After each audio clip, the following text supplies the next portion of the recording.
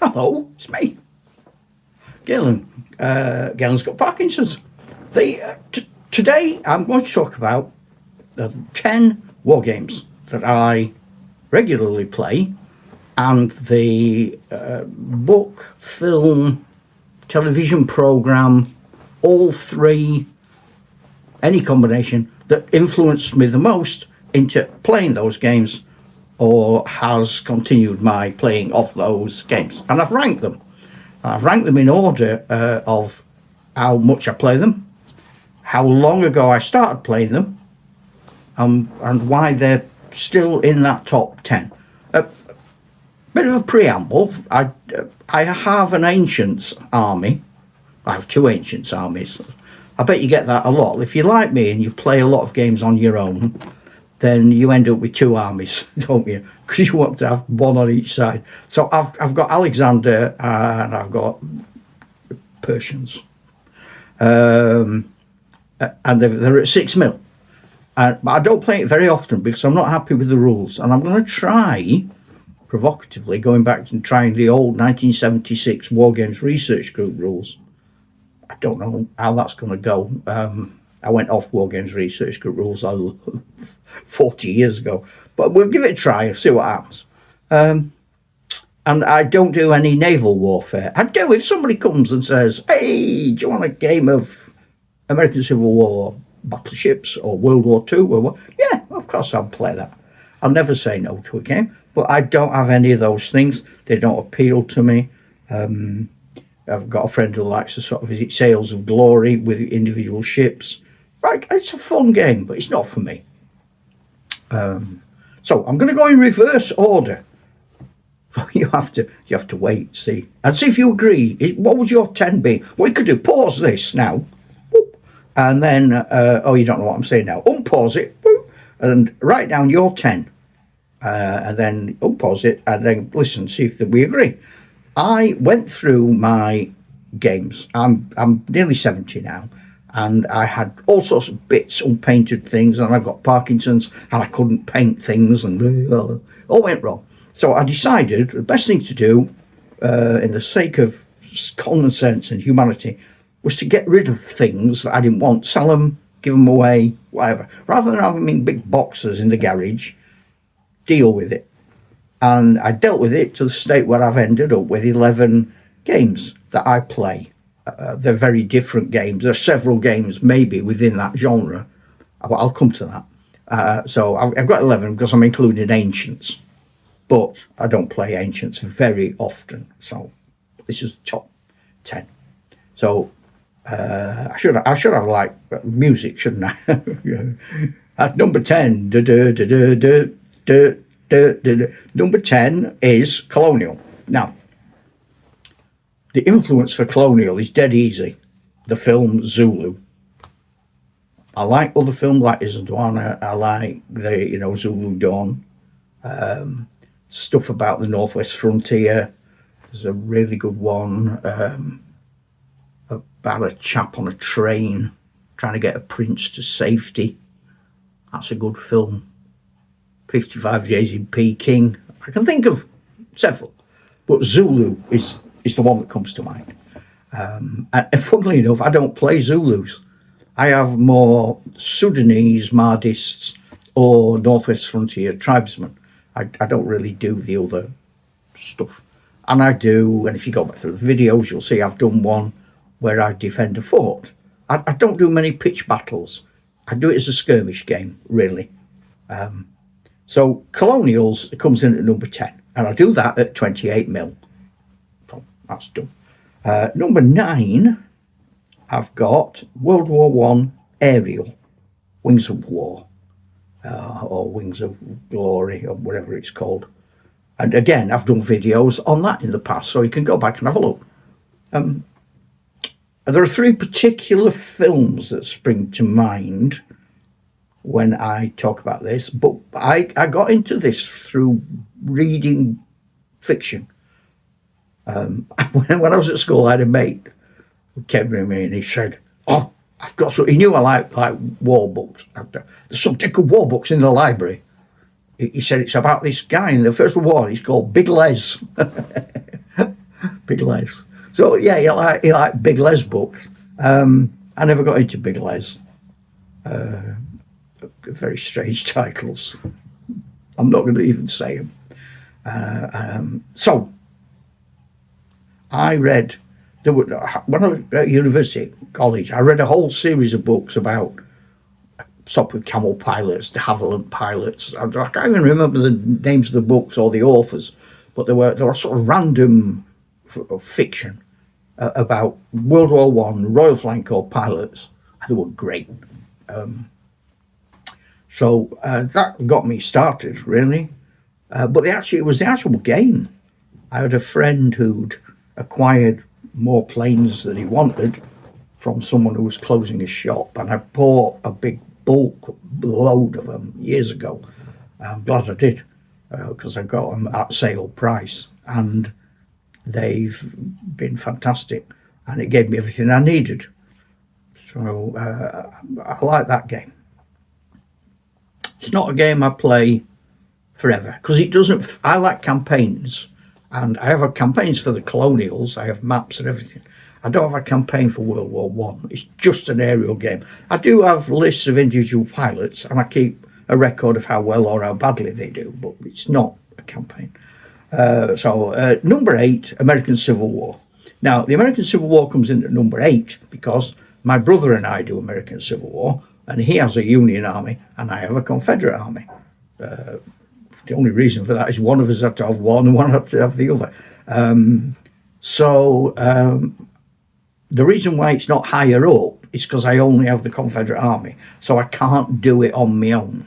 Like, I can't do it now for you on the YouTube channel.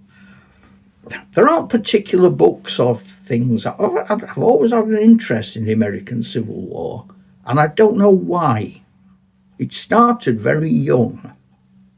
I remember, I don't know how much I remember of it, but I have the evidence of it because my mum kept it.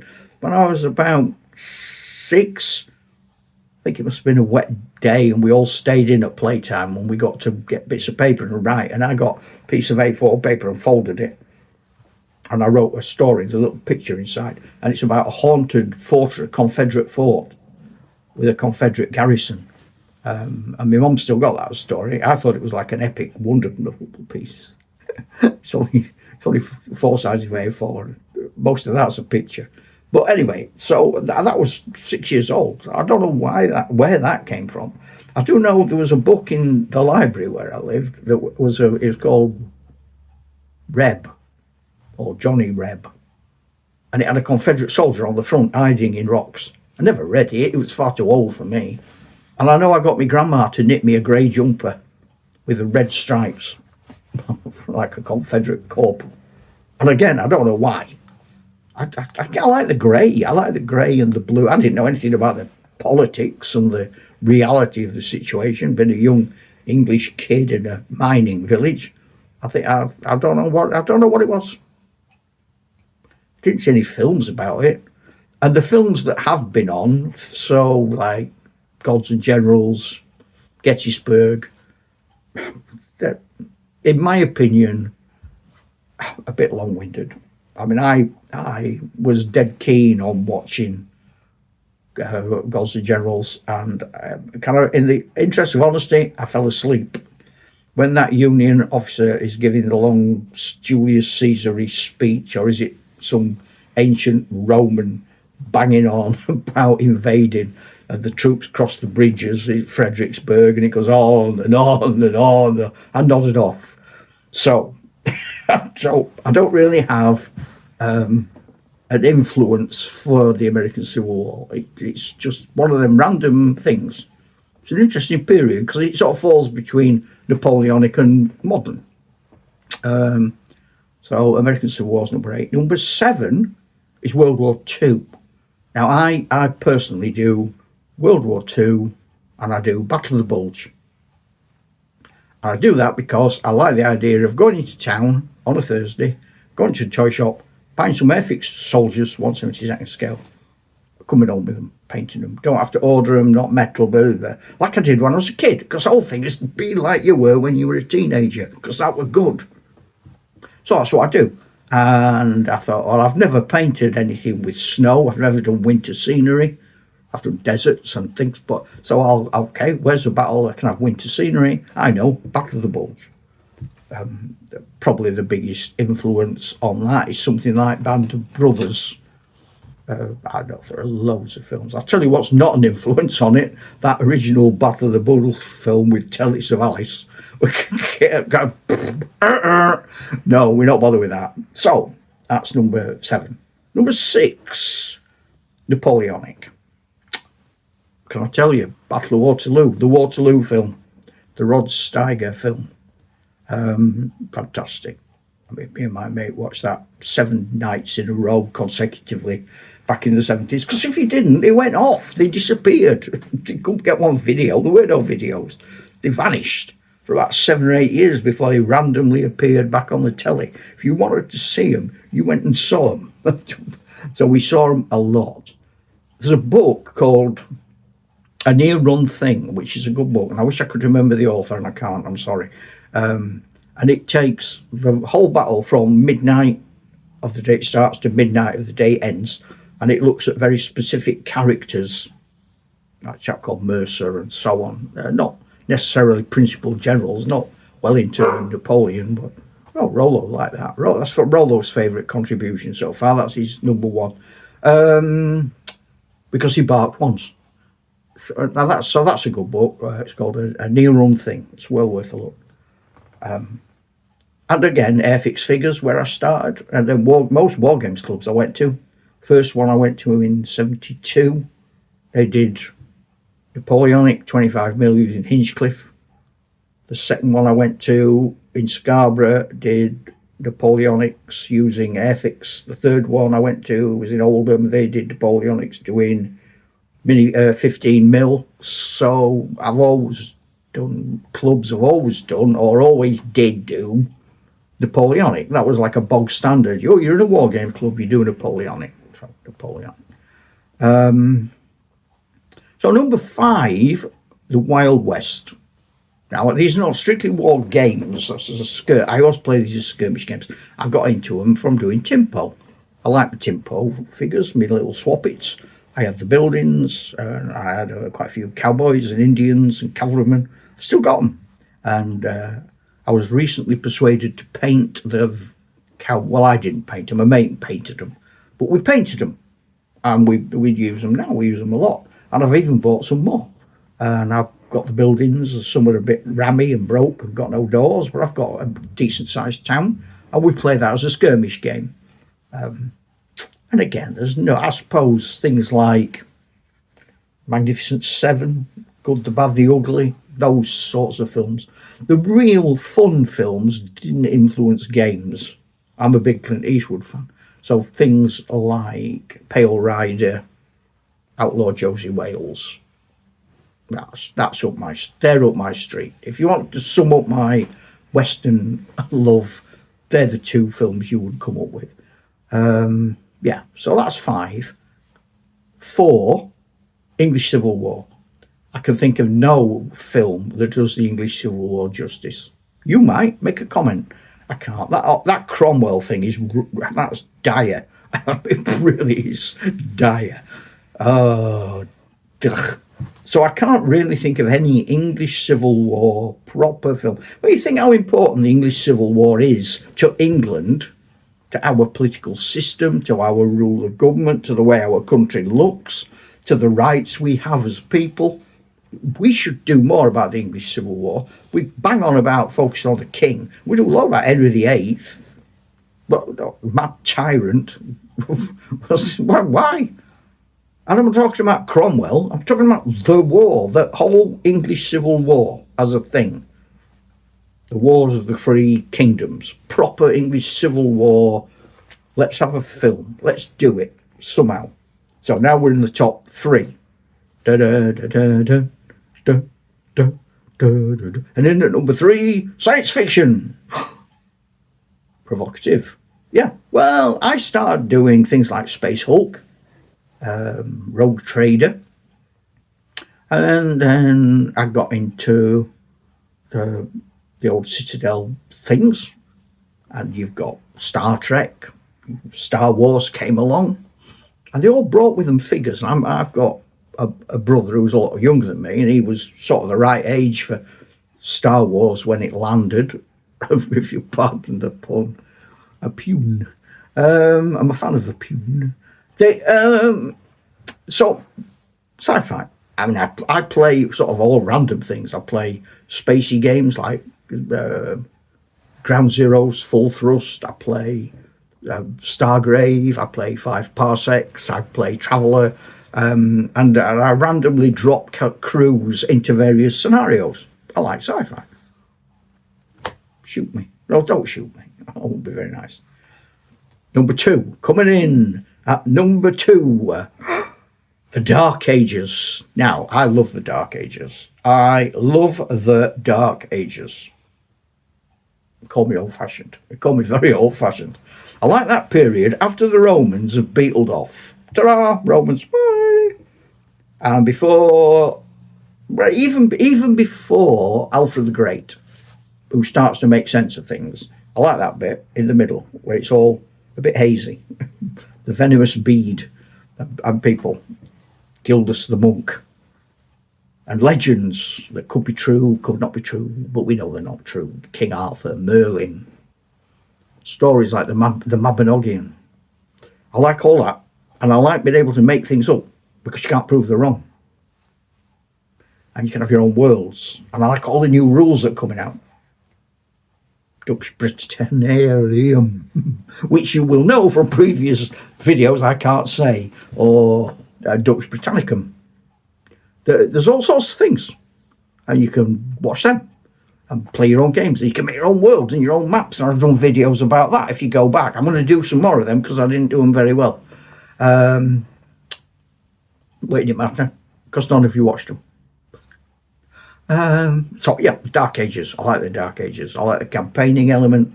I like Knights of the Round Table. I like the truth about what's real. Everything about the Dark Ages and the mythological Dark Ages, about Beowulf and everything. Number 2. And finally, coming in at number 1. Number 1, it is fantasy. Of course it's fantasy. 70 years old. I read The Hobbit when I was 11. My brother was having it read to him at school by his primary school teacher. I was at secondary school. He told me about it. I read The Hobbit, fell in love with it. Fell in love with The Hobbit, didn't know anything about it, anything else. So I went to a wargames club. Some teenagers were playing with elves and dwarves and goblins. And I went, oh, The Hobbit. And they went, you idiot. It's Lord of the Rings. Don't call it The Hobbit. And I went, oh, never heard of Lord of the Rings. So I went and got Lord of the Rings.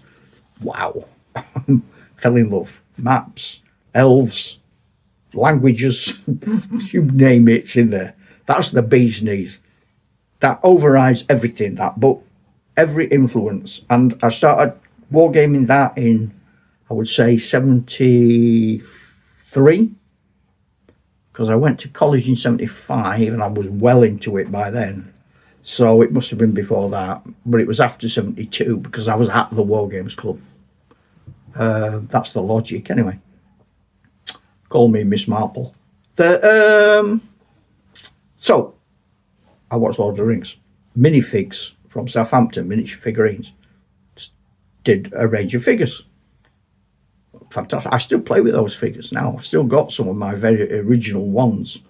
And that was just an influence. And I started that, like I say, let's say 73, 74, when I was 15. And I'm now 68, 69, and I'm still doing it. I'm still campaigning it. I'm still changing. I've changed the world. I don't wargame in Middle Earth. I wargame in my own world, which is called Dural. But it's everything is a catalyst from Lord of the Rings. The films, if you're a Lord of the Rings purist, they could be better. The Hobbit, dwarves and elves falling in love. Not really. Come on. I'm a bit C.S. Lewis-y in this. Dwarves is for the dwarfs. And similarly with all these prequels and there's some new stuff coming out and cartoony Ride of the Rohan and yeah, fair enough, okay. It ain't a patch on what Tolkien wrote. A Silmarillion, not a patch on what Tolkien wrote, as opposed to somebody cobbling his notes together who's called Tolkien, so it all made sense to them. Lord of the Rings, not The Hobbit, not Silmarillion, Lord of the Rings. Number one influence, number one game, the game I play most often, influenced by the simplest one intricate catalyst. The end. Ta-da, Chuck.